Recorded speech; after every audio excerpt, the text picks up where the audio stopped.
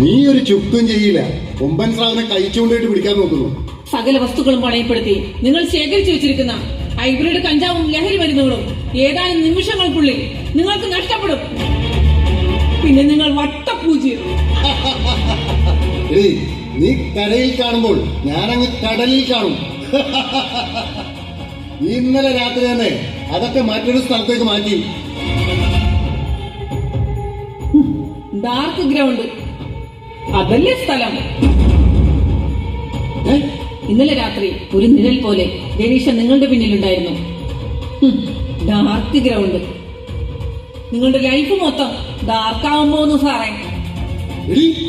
ഉദിച്ചുയരുന്ന ആ സൂര്യൻ തലക്ക് മുകളിൽ എത്തും മുമ്പേ സകലതും നിങ്ങൾക്ക് നഷ്ടപ്പെടും. നട്ടുച്ചയ്ക്ക് ഇരുട്ടാവുക എന്നതാണ് നിങ്ങളുടെ ജീവിതത്തിൽ സംഭവിക്കാൻ പോകുന്നത്.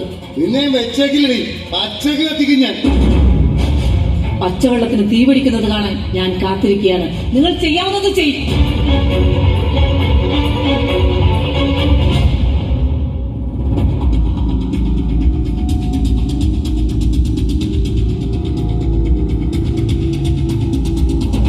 ഹലോ രാജു, നിങ്ങൾ എവിടെയാണ്?